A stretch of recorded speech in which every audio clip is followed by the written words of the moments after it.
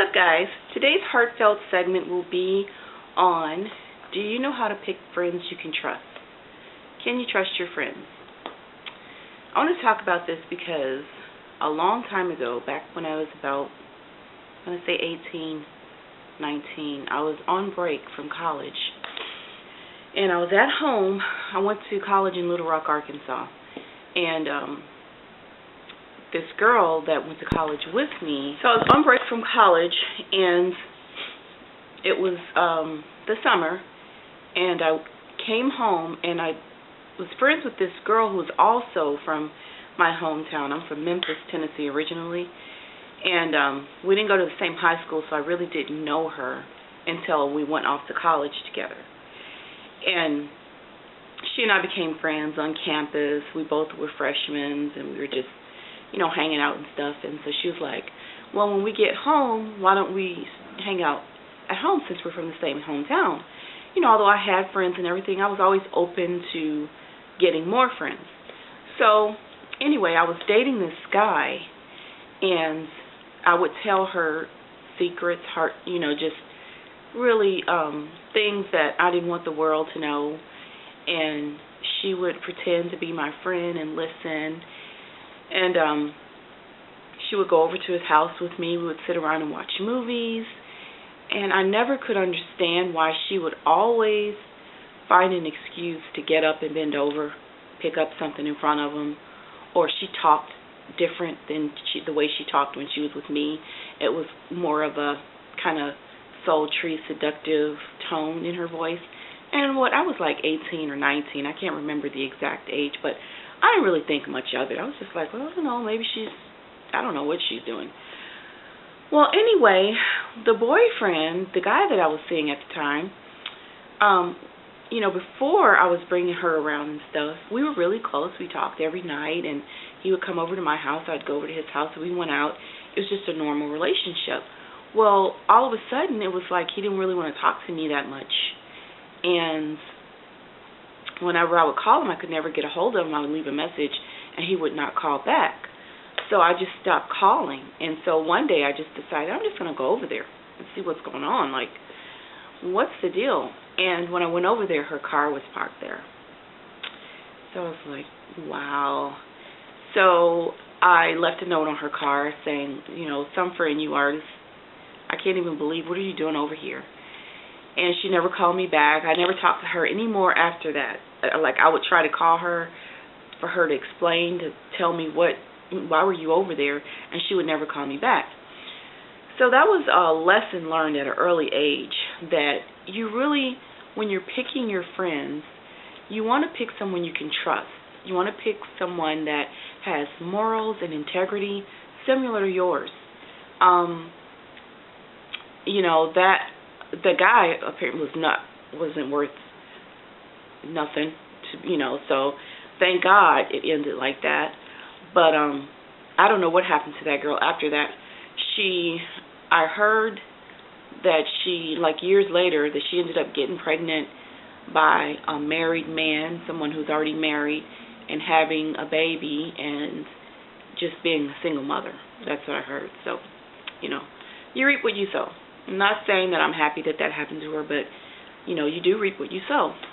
So I just learned early that when I'm picking a friend, for one thing, I don't think personally that you can have a whole lot of best friends. I personally don't think that.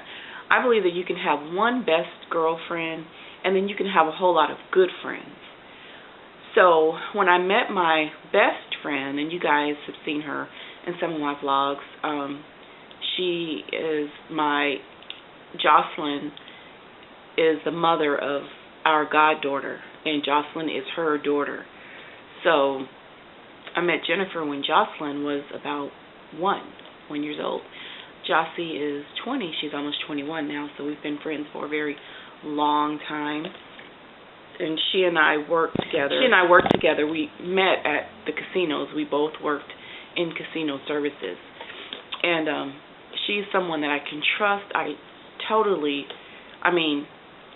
We have similar morals and integrity.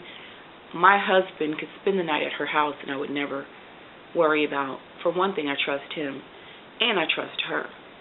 And she's someone that I can tell things, that I don't want the world to know, and I don't have to worry about hearing it somewhere else. So I would like to know what your thoughts are. Do you guys have friends that you can trust? Do you use that word best friend loosely?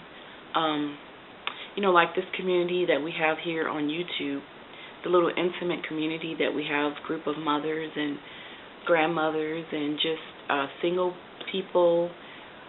I feel like even if I like the way my channel is, I like that I don't have so many subscribers that I can't really interact with you guys. So, I enjoy the little intimacy that we have with this mommy group and grandmother group. I have all kinds of people that are subscribed to me, and I'm subscribed to them. But I can't truthfully say that, anybody on here is my best friend, because I don't really know you guys like that. Although I have texted a few people that are my subscribers, and I've received texts.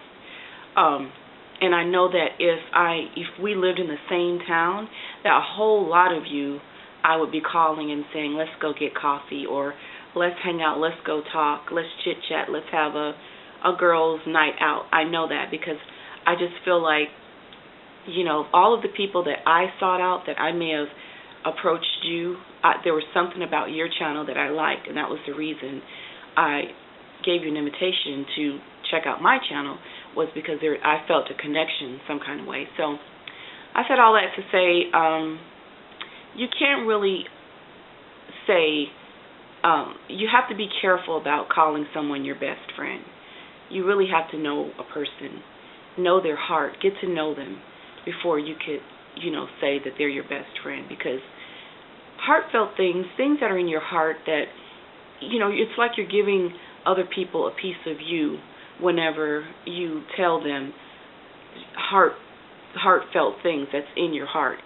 And if you don't trust that person, that could be kind of serious, because you don't know who they're telling, or what they're doing with the information that you gave them.